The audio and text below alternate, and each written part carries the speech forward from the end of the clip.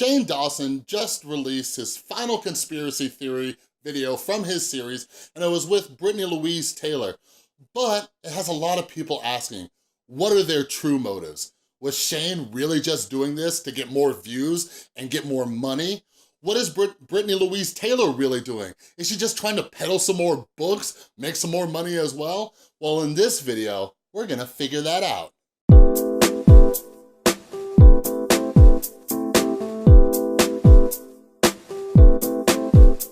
What is up, everybody? This is Chris from The Rewired Soul, where we talk about the problem, but focus on the solution. And if you're new to my channel is all about mental health. What I like to do is pull different topics from the YouTube community to try to teach you how to improve your mental and emotional well-being. So if you're into that stuff, make sure you subscribe and ring that notification bell. And I know a lot of you have heard already, but I've been an affiliate of BetterHelp for a long time now. I am now using their service. And today we're going to be talking about kind of our own thought processes and trust issues and things like that. It's actually something that I've been working on with my therapist. So if you're interested in checking out BetterHelp, go ahead and click the link down below. What it does is that it helps support the channel and you get some awesome, affordable online therapy, all right? But anyways, I wanted to make this video questioning the motives of Shane Dawson and Brittani Louise Taylor, because looking at various tweets and comments on my own videos and comments on their videos, everything, this seems to be like a topic that's really keeping people up at night,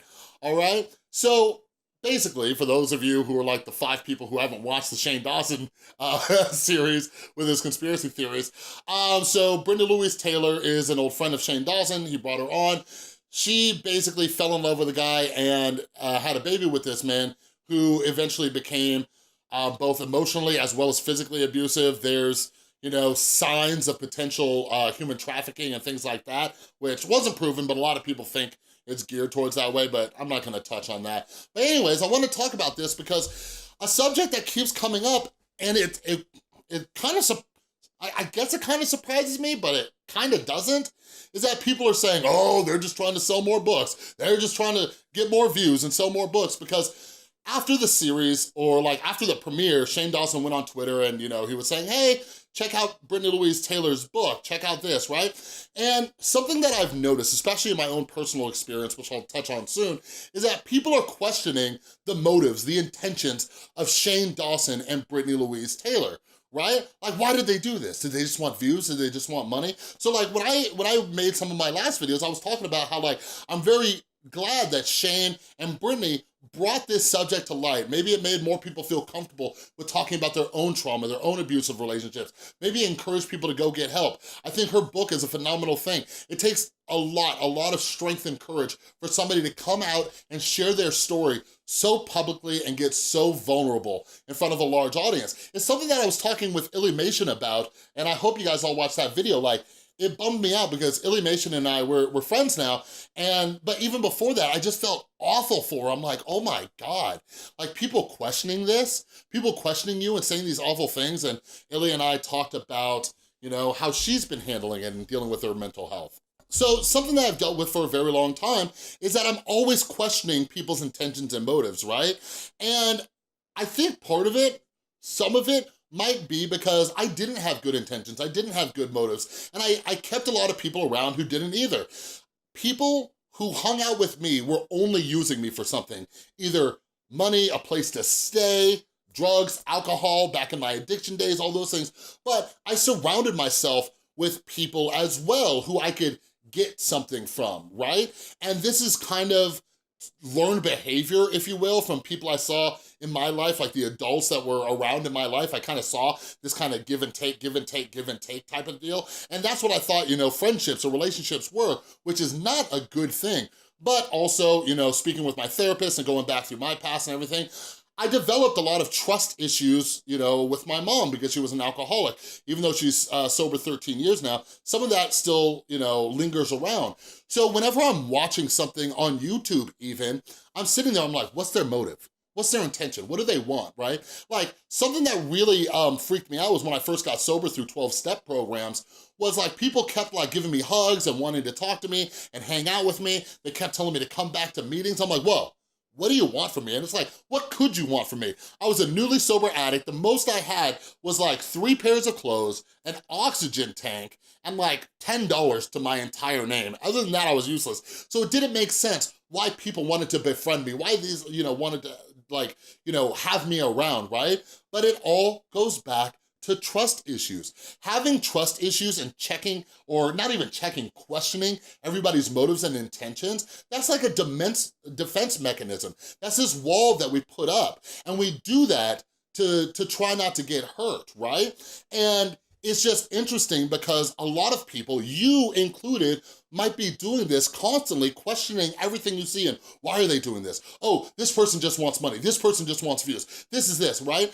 And think about, like, is that really a way that you wanna live? Is that how you wanna live your life? Like, when I realized that I was doing that and questioning everybody's motives and intentions, like, it was draining. It is emotionally draining when we're questioning everything. Like I've mentioned in the past, like, have a healthy anxiety, right? Don't just, I'm not telling anybody to believe everything they see all willy-nilly. Don't believe everybody has the best intentions or best motives, but like, for me, it's typically innocent until proven guilty, right? Because everybody I used to interact with or even see online, they were all guilty until proven otherwise, right? They had to prove to me that they were a pure, genuine person, right? But now I choose to look at it in an optimistic way. The glass is half full, right? When I see Brittani Louise Taylor and Shane Dawson doing this, I see it as a way of good, right? They're creating awareness. They're talking about this. Millions upon millions upon millions of people have seen 2 friends have an honest dialogue about her abusive relationship, right? Like, isn't that a good thing? Isn't that what we're trying to do? But no, you gotta have people on the internet just come around and muck it all up and say, oh, she's just trying to sell books. Like, think about it. Like, at the end of the day, isn't her book getting out there a good thing, right? For people to read it, to be aware of these things. Like, some of the awful things that I've seen is like, questioning her and is she a liar? And that's a whole different video about how brutal that is. I even had a comment that said like, well, Shane should have interviewed Milos too. Like, I think the authorities did that, all right? Like, come on, everybody. But anyways, one of the reasons I was talking with my therapist about this is because this is something that bugs me. So I've worked really hard, really hard for the last 6.5 years to be just, as moral as I can, as ethical as I can, to always check my motives, to make sure that what I'm doing is the right thing or it's trying to help or benefit others. And it's something where like, by making this video and talking about it and even talking with my beautiful girlfriend Tristan about it, like, it's helped me have more empathy, right? Because I have detractors all the time coming here and saying, leaving nasty comments, or other creators making videos about me saying, I only want views, I only want, money or whatever. And I sit there, I'm like, wow, right? Like, wow, they're questioning my motives, and it can upset me because I work so hard to be a good person.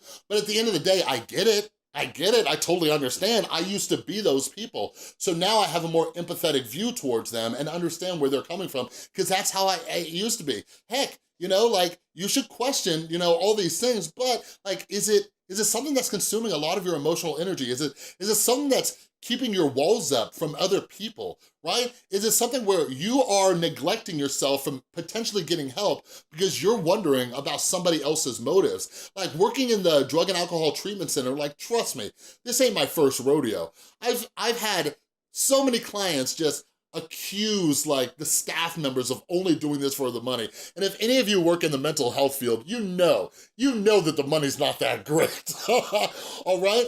But people question that, and I have to wonder if the people leaving those comments are someone who's been hurt, someone who's had their trust violated, and now they have this wall up, this barrier up. But I want you to look at it, right? But when we get down to it, it's actually kind of silly.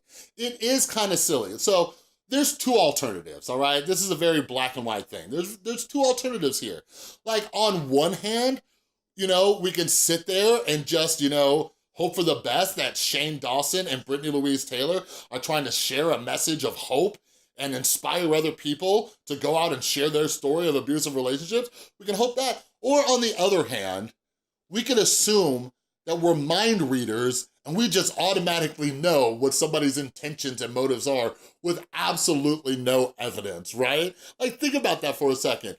When you are questioning and assuming the worst in so many people and saying, oh, no, I know for a fact their motives aren't good, with no evidence or proof, like, you are basically saying you're a mind reader. And if you are, girl, you better watch out, because you're gonna be all over the news pretty soon because you are just a legitimate mind reader. But isn't that silly how we just think we assume we know everybody's thoughts and motives and all these other things? Like, come on, everybody. Like, this is affecting our mental health. Think about how it's affecting the other aspects of your life.